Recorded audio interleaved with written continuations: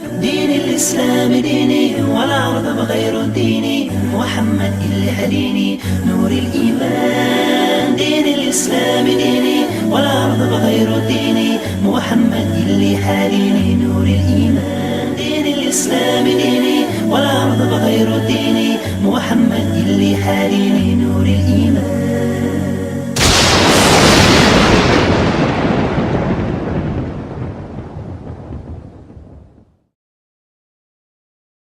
فإنما يسرناه بلسانك لعلهم يتذكرون.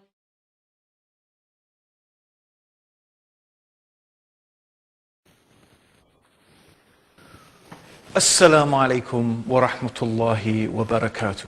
All the praise is due to Allah. We praise Him and we seek His help and we ask for His forgiveness. And we take refuge with Allah from the evil of ourselves and from the evil consequence of our evil actions. We're here today to talk about the proof that Islam is the truth. Now, in the previous episode, we talked about and we discussed the written preservation of the Quran, how the Quran was preserved in writing over a period of the 23 years in which the Quran was revealed. However, it's very important to understand that primarily societies in the time of the Prophet Muhammad, may Allah's peace and blessings be upon him, were in fact oral societies. In other words, most of the information that they transmitted from one to the other was based upon stories, information that they remembered generation to generation, passed on from child to son, from father, daughter, and so on and so forth in gatherings. So this is how information was spread and memorized and stories were retained in the hearts and minds of people. And in that respect, the Quran is not really any different. However, the degree of the preservation of the Quran in its oral form is really something remarkable. And that is what we want to talk about today. Actually, the Quran itself mentions in the 17th surah, in the 106th ayah, the meaning of which is, and it is a Quran we have divided into parts, that you may recite it to men at intervals, and we have revealed it in stages. So the Quran is saying that it is a book that has been divided into parts, different chapters, and it was revealed at stages, and there is a great wisdom behind the creator of the heavens and the earth doing that. And the reason is because this facilitated the memorization and the retention of the Quran in the memories of people. God would reveal some verses of the Quran at a particular time concerning a particular incident, and people would memorize those verses. The Prophet ﷺ, the Messenger of God, Mohammed, he would memorize those verses. Those companions who could write, those scribes, he would order them to write down the verses of the Quran, and they would write it down. But the Prophet himself, it's important to understand, was illiterate. He was ummi. He was a person who was not learned. He couldn't read and write. In fact, there were very, very few people in Arabia at that time who were actually capable of reading and writing. Very few of them. But some of them who could would write down the verses of the Quran on various bits of parchment and even palm leaves, or the cured animal skins, or bits of papyrus, for example, which was all that was available at the time. But most people, they would memorize the verses of the Quran. Not only would they memorize them, but then they would try to inculcate and practice what those verses were teaching in their life. So this had a type of dual effect, memorizing it in terms of the actual words, and then implementing it in terms of their actual actions. So this is one of the great wisdoms of the Quran being revealed in stages. It also meant that the implementation of Islam, the practice of the religion of Islam, was allowed to be done gradually. And this is really in concordance and in agreements with the human nature. It's very difficult for the human beings to suddenly change everything all in one go. And that is one of the amazing aspects of the revelation of the Quran, how it was revealed in stages, bit by bit, slowly, so that people were able to practice it in their lives. Now, one of the things the Quran tells us that is actually a recitation that has been made easy to memorize. The Quran actually, and in the Quran, Allah subhanahu wa ta'ala tells us that He has made the Quran easy to memorize. And this is something that is a really astounding fact, how the Quran has been memorized over the ages. And in order to aid that memorization amongst the generality of the Muslims, of course, the Prophet Muhammad sallallahu alayhi wasallam and the various imams, or the people who were leading the prayers for the Muslims in different parts of Medina, for example, at the time, they would recite the Quran out loud in the dawn prayer and the sunset prayer and the night prayer. So they are constantly hearing the recitation of the Quran in the prayers. And this is especially more the case in the month of Ramadan. In the month of Ramadan, the Prophet Muhammad, may God's peace and blessings be upon him, would read through the whole of the Quran. And this was a habit that the Muslims had, and they retain it until today, of reciting the whole of the Quran in the month of Ramadan. And also, the Prophet Muhammad sallallahu alayhi wasallam, may God's peace and blessings be upon him, he would also encourage the Muslims to memorize the Quran. In fact, it is a very, very virtuous thing in Islam to be a person who has memorized the whole of the Quran. Indeed, there was an incident where two companions who were very, very close friends died both at the same time. And the Prophet Muhammad gave the first burial and the most honored position in the grave to the person who had memorized the Quran the most. In fact, the person who is the Imam is most entitled to be the Imam because he has memorized the most of the Quran. Also, the Prophet sallallahu alaihi wasallam, he would encourage memorizing certain verses and certain chapters and certain or surahs of the Quran. For example, before the Friday prayer, the Prophet Muhammad used to encourage very much the reading of Sourate Al-Qamar. Also, the Prophet Muhammad described, sallallahu alaihi wasallam, he described, may God's peace and blessings be upon him, Surah Yasin as being the heart of the Quran. He said that Surah Al-Baqarah and Ali Imran would be intercessors for the people on the Day of Judgment, for the people who had memorized it. So all of these things were really an encouragement and a further incentive for people to memorize the verses of the Quran. So with all of these encouragements and the recitation of the Quran during the prayers, this is how, stage by stage, piece by piece, the Quran came to be memorized in the minds and the hearts of people.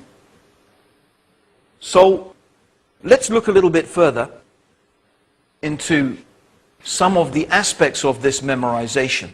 By the time the Prophet Muhammad, may Allah's peace and blessings be upon him, had died, we find that there are many, many different people who had become huffaz, or they had become memorizers of the entire Quran. And these people were very, very respected, of course, in the Muslim community because they had managed to memorize the entire Quran. And this memorization of the Quran was passed on generation after generation through all the generations of the Muslims until today. In fact, what we have is what is called a mutawatir transmission of the Quran. This concept of mutawatir, what does it mean? Well, essentially it is an idea, or it means that so many different people have narrated a particular story or a particular thing from so many different directions. It is impossible, it's inconceivable that these people could have gathered together to invent a falsehood. In other words, imagine you have 1,000 people. These 1,000 people, each of them are teaching another 1,000 people. And each of those 1,000 people teach another 100 people. Can you imagine how many hundreds of thousands of people that constitutes? And is it possible that these people could have all gathered together and conspired together to invent something? No, it's not something that is possible. And therefore, it is considered in terms of the oral transmission, when something is mutawatir, there are so many people that have narrated it, that it's impossible that they could have invented something. And this is the case with the Quran. The entire Quran, every verse of the Quran has come to us throughout the ages, a continuous mutawatir transmission of these verses of the Quran. Also, when someone wants to become an expert, a hafiz of the Quran, that they will also have to sit with a teacher and they will have to learn the Quran in a special way. And we're going to discover a little bit more about this and this very important chain of teachers of the Quran all the way back to the Prophet Muhammad after the break. So don't go away, join us after the break to discover more about the amazing Quran and its oral transmission throughout the ages. Assalamu alaikum. ولقد يسرنا القرآن للذكر فهل من مدكر. Assalamu alaikum everybody, welcome back to the proof that Islam is the truth. And we're talking today about the oral transmission of the Quran, how the Quran was preserved in the minds and the hearts of the Muslims over the many generations. And we talked about the mutawatir, the transmission of the Quran, how the Quran was passed on generation after generation through countless thousands of Muslims who have memorized the entire Quran. But it's not only about memorizing the Quran. There is a science of tajweed. Tajweed is the exact and precise pronunciation of all the letters and all the words in the Quran. And it is something that in order to know it, you have to study it under a teacher. And traditionally, these teachers who have specialized in the tajweed and the recitation and the memorization of the Quran have acquired students. Students have studied with them for maybe 3 to 6 years. And after maybe, it could be anything from 3 to 6 years, when a student has really reached proficiency in this particular field, then that scholar will give them what is called tazkiyah. It means they will give them a type of written approval to recite and to transmit the recitation of the Quran. And he only does this after very, very thoroughly checking that this person can recite the Quran precisely and concisely with the correct accent and with the correct elongation of certain sounds. So it's a science, really. And so this also further ensures that in no way, shape or form is the Quran allowed to be distorted and corrupted. Another thing that's very important to realize is that Arabic is a living language. It's a living language. People still speak Arabic today. And people who speak Arabic, they can pick up the Quran, they can pick it up, and they can read it, and they can understand it. Even though this is 1,400 years ago, people can still understand the Arabic of the Quran. So it is a living language. And this also, we have to understand, is very important in aiding the memorization of the Quran. It is the case of the Quran that literally countless millions of human beings throughout the ages have memorized the entire Quran. In fact, in the mosque where I work, one of the imams there had memorized the entire Quran by the time he was 7 years old. I mean, think about that. He had memorized the entire Quran by the time he was 7 years old. This is one of the truly amazing miraculous aspects of the Quran. So this preservation of the Quran through the oral transmission and the memorization of the Quran in the minds of people is not something only that Muslims claim. It is something that even non-Muslim scholars have recognized and have commented about. So I'm just going to read now a few comments from some orientalists. They are the scholars who their expertise is in this field. So for example, A.T. Welch, he writes, "For Muslims, the Quran is much more than scripture or sacred literature in the usual Western sense. Its primary significance for the vast majority through the centuries has been in its oral form. The form in which it first appeared, as the recitation that was chanted by Mohammed to his followers over a period of about 20 years. The revelations were memorized by some of Muhammad's followers during his lifetime.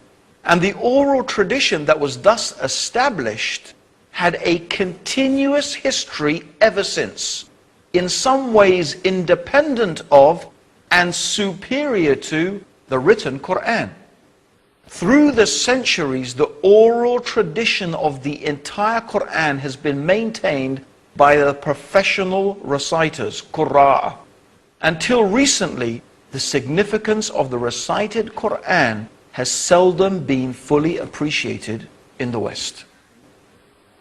Also a leading orientalist, whose name is Kenneth Cragg, he said, "The Quran is perhaps the only book, religious or secular, that has been memorized completely by millions of people." Let's repeat that. The Quran is perhaps the only book, religious or secular, that has been memorized completely by millions of people. And he goes on to say, this phenomenon of the Quranic recital means the text has traversed the centuries in an unbroken line of living sequence of devotion. It cannot therefore be handled as an antiquarian thing, nor a historical document of the distant past. The fact of hifz, meaning Quranic memorization, has made the Quran a present possession through all the lapse of Muslim time and given it a human currency in every generation, never allowing its relegation to bare authority and reference alone. This is a very deep and important statement, because it it further reinforces that the Quran is not merely a reference work, it's not merely a text. It is something that is living, it is something that is vibrant, and the memorization and the constant renewal of this memorization is what makes the Quran so vibrant and so real in the hearts and the minds and the lives of everyday Muslims. In conclusion, we have a book absolutely unique in its origin and in its preservation, on the substantial authority of which no one has ever been able to cast a serious doubt. This is what the Reverend Bosworth Smith quoted in his book, Mohammed and Mohammedanism. And I think it's just worth repeating that again. It's a book, he says, unique in its origin and its preservation.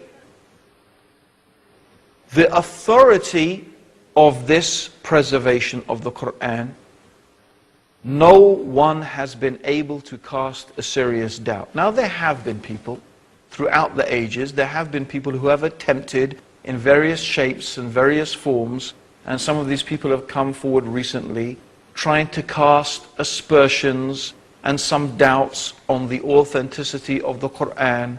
But in fact, in reality, no one has been able to make a serious challenge to the oral transmission of the Quran.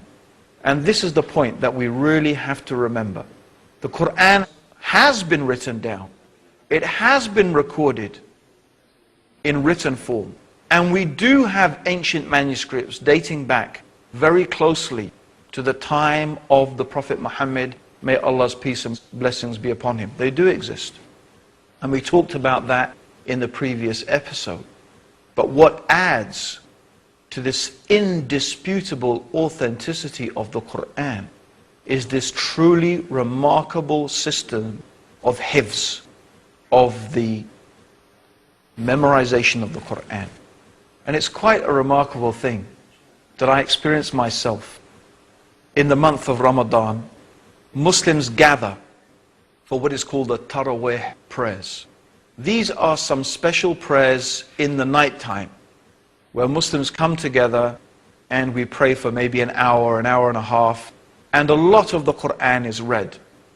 Now, of course, usually we will be led by an imam who has memorized the entire Quran, but almost inevitably there are always 2, 3, 4 or 5, maybe 10 people, other people in the audience who have also either memorized that portion of the Quran that the imam is reading, or maybe they themselves are huffaz, they are people who have memorized the entire Quran. Now, people sometimes make mistakes. It's inevitable. Human beings are fallible. They make mistakes. They forget things. They may get one verse confused with another. But almost inevitably, if the imam stumbles, or he forgets, or he pauses, you hear another voice from within the congregation reminding of one huffaz of another, this self-correcting process in the oral memorization and transmission of the Quran. It is, you are witnessing, when you hear this, a type of living miracle. You are witnessing how God is actively preserving His word in the hearts and the minds of the Muslims. And certainly Allah speaks the truth when He says, "Inna nahnu nazalna al-dhikr wa inna lahu lahafidhun." Verily, we have revealed the reminder, and upon us is the preservation of it. This is a living miracle. Is there a book in the world like this? Is there anything that can be compared to the Quran in just this aspect alone? Yet, this is only the beginning of the wonders of the Quran.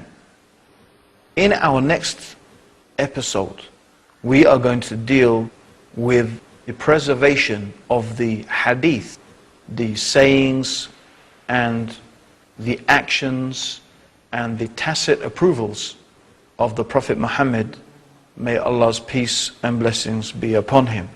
So that's what we're going to be talking about in the next episode, so please don't forget to join us, where we will be talking about the preservation of the Sunnah and the hadith and sayings of the final messenger, Mohammed, may God's peace and blessings be upon him. And may Allah guide you, and may Allah guide me, and may Allah guide all of us closer to the truth. It's been a pleasure talking to you, and I hope that you have been inspired and motivated by these amazing things that you are hearing, and you're going to be hearing more amazing things in episodes to come. So keep on tuning in to the proof that Islam is the truth. This is your brother Abdul Rahim Green saying to you, Assalamu alaikum wa rahmatullahi wa barakatuh.